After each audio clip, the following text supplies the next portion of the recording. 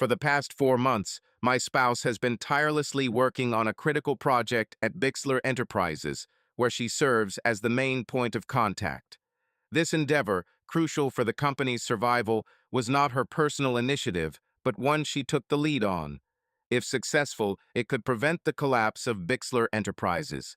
My wife possesses a bachelor's degree from Albright and an MBA from Wharton, making her the intellectual powerhouse in our family.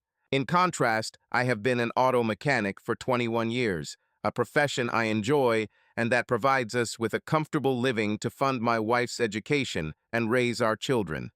Now that our kids have moved out, our financial situation has been steady.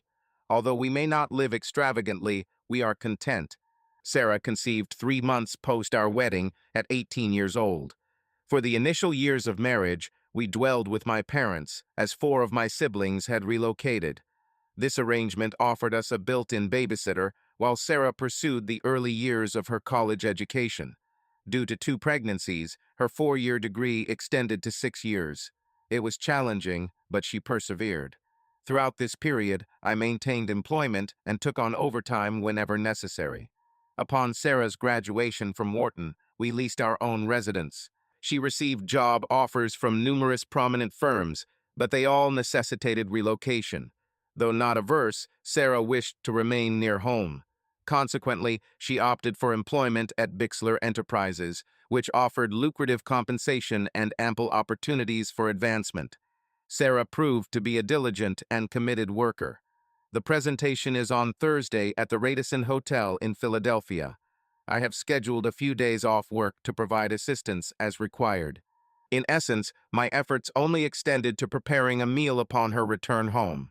I remained oblivious to details of her profession and had little interest. High-level corporate business held no appeal. Visitors from Europe, Asia, and South America graced our presence. Their airfare and accommodation at the Radisson Hotel were courtesy of the company. The expenditure was exorbitant, and based on Sarah's comments, the company seemed to overestimate its financial resources. Her presentation held significant importance for her, the company, and over 200 employees. Until Tuesday evening, everything progressed smoothly. Upon returning home, she donned a new suit gray with a white blouse. She methodically arranged all necessary items on the bed in the guest room. While orderly in household matters, she was fastidious when it came to work-related tasks. I didn't comprehend why she needed her fine lingerie for this occasion, but I chose not to voice my confusion. Besides her preparatory attire for the event, she owned several adorable mini cocktail dresses for pre- and post-event social functions. I had customarily shunned such gatherings, yet felt compelled to attend if she desired my presence. She expressed gratitude for my offer, but deemed it unnecessary. All her essential materials and tools were meticulously stored in the trunk of her Volvo prior to her departure from work. She drove the vehicle herself to ensure everything was pristine. She had the entire Wednesday to prepare herself and the whole evening of the same day to mingle with her guests. Sarah excelled at her profession, which made me believe that my presence could have been detrimental rather than helpful. Ultimately, she finished her preparations. She had verified and rechecked everything. All she required now was a warm shower and a restful sleep. I suppose my error lay in inspecting her belongings after Sarah started taking a shower, thinking I was assisting, when in fact it proved counterproductive. While rearranging items on the bed, a compact white envelope slipped from her cosmetic bag's side pocket. The envelope, not typically found at a drugstore, contained 10 pills. Unfamiliar with Preven, the instructions seemed perplexing. They suggested taking 1 pill followed by another 12 hours later if needed. I speculated it could be related to anxiety or stress, but the directions were unclear. Her prescription for Preven was dated on Monday. Upon her exit from the shower, I returned the envelope to its place. Contemplating whether to investigate Preven prior to disclosing it, I had reservations. After all, discussing it would imply snooping through her belongings. Dilemmas are troublesome. As Sarah prepared for bed, I navigated to our home computer and searched Preven. Subsequently, I joined my wife under the covers 10 minutes later. Sleepless through the night, I pondered over the mystery of my wife obtaining the morning after pill. a puzzlement heightened by our shared 10-year past since my vasectomy. As dawn broke, I awoke weary instead of refreshed and embarked on a protracted walk to clear my thoughts. With apprehension gnawing at me, I approached home, dreading the potential confrontation ahead. My son Josh had enlisted in the Navy Post High School and was in his freshman year in San Diego.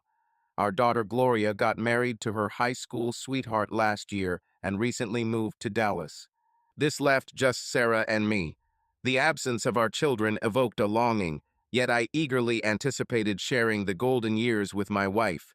She was the only woman who had ever captured my attention, but now it seemed everything was unraveling.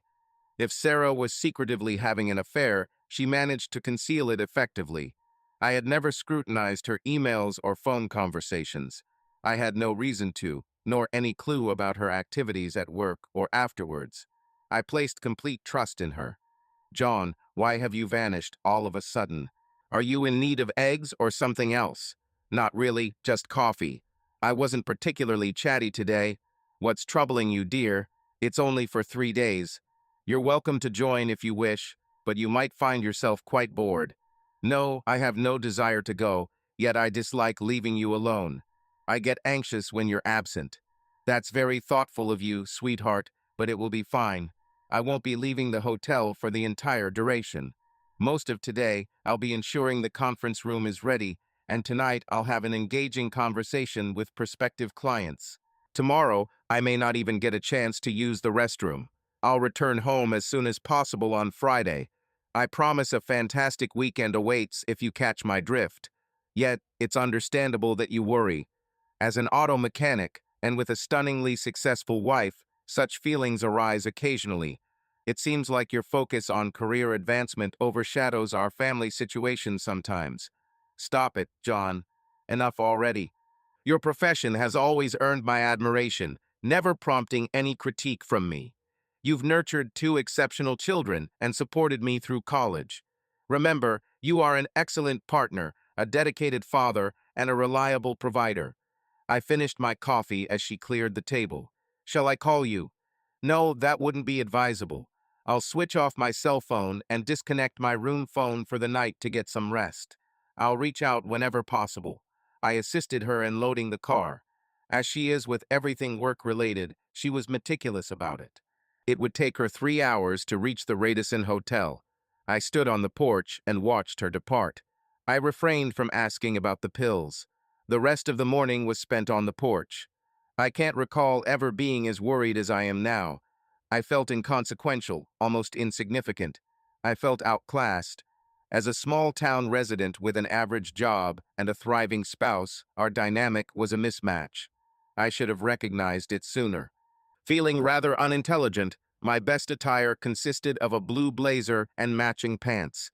At least I had a few ties, though they were a decade old. Moments after finishing dressing up, the landline phone rang. "Sweetie, just wanted to let you know I arrived safely," she said. "Your drive was good. The traffic was fine." She promised to call later. "I need to go now. I'm in room 714.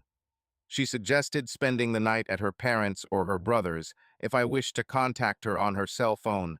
My cell phone rang next, and she expressed her love before hanging up. I took my time reaching Philadelphia. Before heading to the Radisson, I stopped for a steak and cheese sandwich. Anticipating a lengthy night ahead, I was unsure of what to do. I parked in the hotel garage and waited, hesitating to enter the hotel. The ringing of my cell phone helped me make up my mind. "John," she informed me that everything had settled. "I'm heading downstairs for a meeting with some individuals and dinner. Haven't you forgotten anything by chance? Everything seems to be in order. All my necessities are packed for tomorrow. Do you require something?" "No, John, please relax. I'll switch off my phone. I'll call you tomorrow morning." "Sounds good," chuckles, "enjoy yourself." "It's not amusement, John, it's work." I didn't stand out excessively. The lobby, restaurant, and conference rooms were bustling with people, allowing me to blend in easily. There was a charming brochure that detailed the layout of all the hotel rooms. I explored various rooms, standing near walls while surveying the crowd. If Sarah spots me, I'm unsure how I would respond. I'll discover when and if that happens. An event board displayed the rooms occupied by different groups. Bixler Enterprises had no vacancies for Wednesday night. This detail intrigued me. Initially, Sarah had indicated she wouldn't depart from the hotel, but I began to doubt that. The establishment boasted 3 dining areas: family style, casual, and upscale dining. Given her dislike for dining with children, I first visited the casual area. It took mere minutes to ascertain that she wasn't present there. However, I found success in the gourmet lounge. Tucked away in a corner was a snug booth, often reserved for intimate encounters. Sarah, adorned in a sleek black cocktail dress with a plunging neckline and pearls, exuded elegance and seemed to be enjoying the company of an appreciative man. I recognized some of her colleagues, but this individual was not among them. Though familiar, I couldn't recall him. With numerous vacant seats, navigating the room posed no challenge. The tables were adorned with candles and small glass holders. I extinguished my candle, informing the waiter it troubled my glaucoma. I opted for my customary chicken dish and settled in comfortably. For the third time, the waiter filled my coffee cup.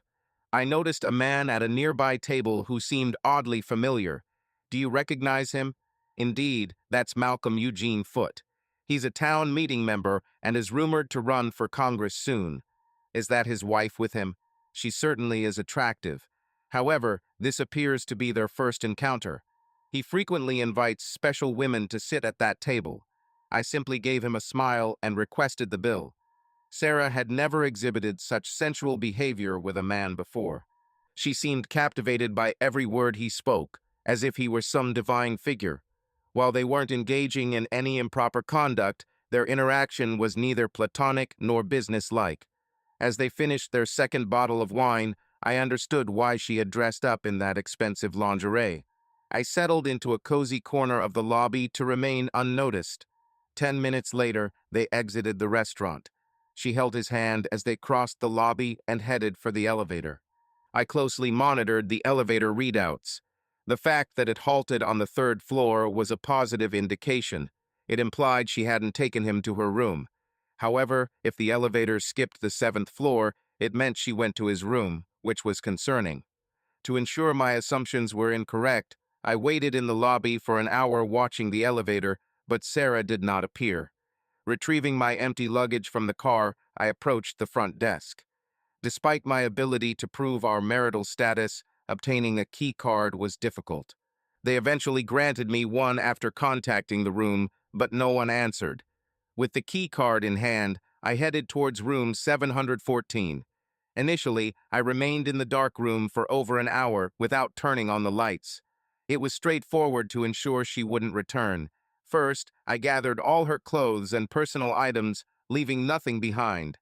There were still 10 pills left in the Prevent package. On the dresser, meticulously arranged, sat all the necessities for her upcoming presentation. I proceeded to pack the suitcase. Inside were 24 promotional folders specially bound and another 20 regular folders.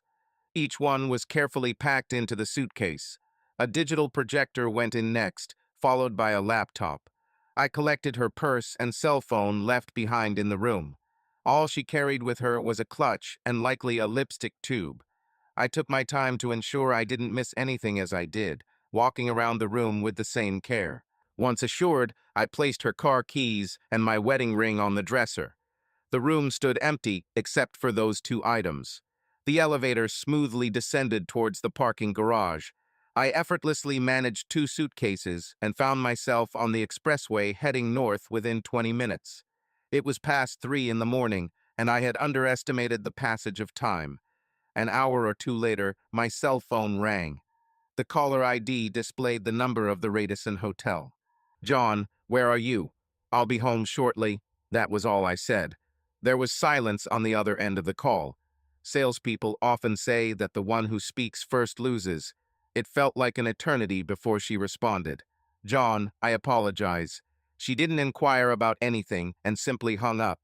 I turned off my phone. It was clear that she had returned to her room. Later that day, she was set to give a presentation that would save her company and secure a promotion for herself. I stowed my luggage in the attic of the garage. Sarah never ventured there or thought to look for anything there. Of course, by this point, it probably made no difference. First, I collected all my clothes and personal items. Most men are expected to own tools for their work. I stopped by the store, loaded my tools into the Subaru, and picked up my final paycheck. By then, the banks were open. I didn't need to engage in any complex financial maneuvers. I simply withdrew all the money from my accounts. I dined in Hagerstown, Maryland, and despite having funds for a few years, job hunting loomed ahead. Sarah and I shared a workaholic streak. I'll surely miss her. Spent some time exploring Luray Caves and booked a room near Whiteville, unsure of my next steps. With no plans, it was Saturday, finding myself at the Chattanooga Aquarium marveling at unfamiliar wildlife. Spending hours there felt tranquil, leading me to decide it was an ideal spot. Purchased a year pass for the aquarium by dinner and found a place to rest a mobile trailer in a park, affordable and functional. First thing Monday, I planned to secure employment. A skilled handyman is rarely jobless, especially when ready to put in the hard work. Could remain incognito until required to renew my driving license or car registration. Will tackle those issues when necessary. Spoke with Gloria late Sunday. Feeling compelled to inform her about the situation, I discovered that Sarah had already notified Gloria. Sarah had been candid with Gloria regarding the incident. She admitted to cheating, I had found out, left, and consequently, she lost her job. I felt sorry for her losing her job, but it seemed to be the price she had to pay. I requested Gloria to update Josh about the matter the next time they conversed. Additionally, I informed her that I would call every month to inquire about her well-being without revealing my location. By the following day at noon, I secured a job. The new workplace was just a short walk from the trailer park, with the Waffle House located midway through the journey. What more could one ask for? It remains unclear how they processed the paperwork, but I was earning $20 per hour without any inquiries. I was content, and my employer seemed equally pleased. Fortunately, I wouldn't need to touch the money I had brought with me. Approximately 2 months later, Gloria shared that Sarah had vacated the house and was residing with her parents. Gloria had limited knowledge, but was pleased that you were content and thriving. Josh phoned from San Diego merely to inform me he was embarking on a cruise. He served as an avionics technician aboard an aircraft carrier. He attempted to clarify his job duties, yet it was beyond my comprehension, given my lack of technical knowledge. Both of them were cautious not to express any negativity about their mother. I valued this discretion. Our interaction with Gloria resumed as usual afterward. We began conversing weekly, and Josh and I started exchanging emails frequently. Gloria often communicated with Sarah regularly, yet she shared little about her activities or location. Neither of us initiated a divorce. It appears Sarah did not either. I obtained a Tennessee driver's license and adorned the Subaru with Tennessee tags. I frequented one of the local bars a couple times per month, eventually finding companionship there on occasion. Two women alternated as my regular evening companions. They didn't seek commitment, and neither did I. Everything had been going smoothly for everyone. Life was good. That was a while ago, and I gradually forgot about Sarah. Later, Subaru caused me problems. I couldn't remember how long it had been. It exceeded 200,000 miles. One day, as I sipped beer, I realized that nearly 5 years had passed since I left home. I stayed in close contact with both children. By then, Gloria had her own 2 kids and invited me to visit them. Josh was on the verge of marrying a Thai woman, but he ultimately changed his mind at the last minute. I usually worked 6 days a week, using Sundays to recover from Saturday nights. There was no valid reason for someone knocking on my trailer door at 6 in the morning on a Friday. Their rudeness was met with a half-dressed man opening the door. Day jockey shorts are unappealing, and the woman at the door, based on her expression, seemed to agree. However, her companion did not seem impressed. Typically, I would opt for pants, but today, your presence grated on me. We're searching for John Turrell. I don't recognize you. My name is David Simmons, and this is my wife, Marcia. We have an issue, and we're hoping you can assist us. I apologize profusely. I don't operate under the cover of darkness. If you require assistance with your vehicle, you'll need to visit a store. This comment prompted several bewildered gazes before a response was given. It has no connection to your employment. It's more of a personal predicament. May we enter? The trailer within appeared disheveled. I seldom receive guests, thus it remains untidy most of the time. Even my companions often preferred their homes over mine. Feel free to explore. Let me slip into some pants swiftly. Upon entering the bedroom, I kept the door ajar. To demonstrate my gracious hospitality, I also donned a shirt. Would you care for some coffee? Preparation should take around 10 minutes. I relocated several items from the couch to make seating available. The question regarding coffee was left unanswered. A 4.5-year-old girl we adopted requires a bone marrow transplant, and we are seeking your assistance. We are prepared to compensate you for any inconvenience. Use my bone marrow instead of purchasing it. No, we aim to utilize it. I apologize if my previous words were misleading. I didn't realize the gravity of the situation until now. Please carry on with your request. Our daughter's best chance of finding a compatible donor is among relatives. You are our only viable option. Here, let me show you. I must admit, I may have come off as flippant, but it seems I misunderstood your intentions. When is her birthday? She turns 5 in July.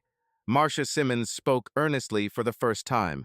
Unfortunately, I have to inform you that I underwent a vasectomy 15 years ago, which makes me unable to be her biological father. How did my name end up on her birth certificate? I regret that I cannot disclose that information. Perhaps you should consult her mother instead. The remark prompted silence. I empathized with these individuals, but was unsure how to aid them. What is Sarah Louise Terrell's mother's name? My remorse grew as I questioned my actions of taking those pills from her. Had I not done so, those people wouldn't have lost their daughter. I thought I had moved past grief, yet it returned. Memories resurfaced of my wife's infidelity with that Philadelphia politician. I had managed to push these memories aside, but they were back now. Damn it. I now recognize and apologize for my inconsiderate behavior. I will make every effort to assist you. To start, why can't Sarah undergo a bone marrow transplant? Medically, she cannot. Why not? Because as a mother, she needs to be a suitable donor, but her health prevents it. She is a match, yet she's too ill for the doctors to even consider using her. Sick? With what? She's suffering from liver failure and has less than 6 months to live. This situation defies logic as she had always been in excellent health. Apart from what I mentioned earlier, I'm uncertain if her ailing liver would prevent her from donating bone marrow. The hospital won't accept her signature on the consent form. Are you suggesting there's some confusion regarding her mental state? They both remained quiet, aware of the response yet reluctant to voice it. In that instant, I didn't wish to heighten their discomfort further. Earlier, I had no concern for them, but now I felt compelled to shield and assist them. How did this transpire? Could any of my children lend a hand? Perhaps, but we considered you our best option. Why don't you seek out your biological father instead? We believed it was you. We are clueless about anyone else it could be. Sarah never disclosed any other potential father figure. In truth, she was far from capable of clarifying anything. Marcia added, most of our information came from the adoption agency. I needed to get some coffee and use the restroom. Could you excuse me for a brief moment? I stepped away from my guests while I prepared the coffee. It didn't take long. During its preparation, I took a necessary morning break to use the restroom, attempting to remain inconspicuous as I didn't want to add more distress to Marcia. Where do you reside? Westchester, Pennsylvania. I propose a bargain.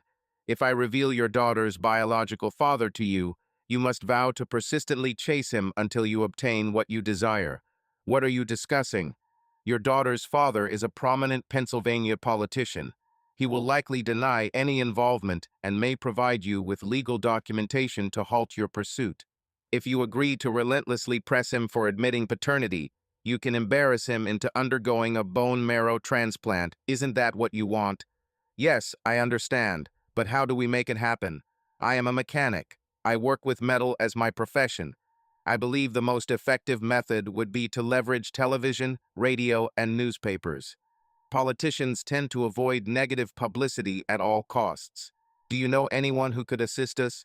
At this point, they were both grinning. It appears I've given them some encouragement. I believe we can accomplish this. Who is this man? Malcolm Eugene Foote. He's vying for a Senate seat. I predict he'll go to great lengths to dodge negative press. Coffee was prepared, but David and Marcia couldn't delay their return home. Before they departed, I informed them how to reach Gloria and Josh should they need assistance. I was certain they would oblige. I also requested information on Sarah's whereabouts. By the time they returned to Westchester, I would likely be in Pensacola. I got a haircut and purchased a new shirt. Sarah may have wrecked my life with her infidelity, but I still desired to appear presentable when I saw her again. Instead, it was another trailer, yet this one was newer and double-sized. Her Volvo was parked there, sporting a flat tire and shattered windshield. The woman who emerged from the door wasn't Sarah. She appeared to have endured a beating and been left soaking wet. Estimated age, at least 45, possibly 50, suggesting a difficult existence. Her lack of makeup did not enhance her appearance. John Terrell was unexpectedly the one I encountered. I didn't foresee your presence here. The situation is putting me at a disadvantage. Welcome, Sherry Hart, dear. Could I offer you a drink? No, thank you for asking. I came to see Sarah. Sherry made her way across the room towards the dining room buffet. Here she is, John. Feel free to admire her. She was pointing at an empty brass urn in the center of the buffet. Seems like I arrived too late. I remained motionless, just staring at the container before me. May I have a drink now? After leaving, Sarah moved to Pensacola following the adoption of her child. With the money she received from Bixler Enterprises upon termination, she purchased a trailer. Along with profit share, 401k, and accrued vacation and sick leave, she managed to secure the property. She eventually found employment at a local textile factory in the shipping department, where she met Sherry. Sarah rented a room to Sherry, all her earnings going towards alcohol consumption. Initially consuming wine and then transitioning to cheaper, stronger alcohols, Sarah ultimately lost her job due to her drinking habits and resorted to using her savings. She never engaged in dating or socializing. Instead, her friend Sherry took care of her bills, purchased food she wouldn't eat, and it took Sarah over 3 years to take her own life. Remarkably, she had a will and left a double trailer and a Volvo to someone else. According to Sherry, Sarah was deeply troubled by her actions and seemed devoid of ambition or purpose in life. She discussed the other person me frequently, but hesitated to attempt contacting them. Gloria provided this person's number to Sarah, but she never reached out. It seemed as though Sarah's one-night affair had caused her more pain than it did to me. Spanned over 2 weeks, I sold Sherry's trailer for a solitary $1 and pocketed $1,000 from the Volvo. In the subsequent 2 days, I found myself in Westchester, meeting my new companions, David and Marcia. Malcolm Eugene Foote initially resisted, but under their persistent persuasion, he relented. He demanded DNA tests, which verified his paternity.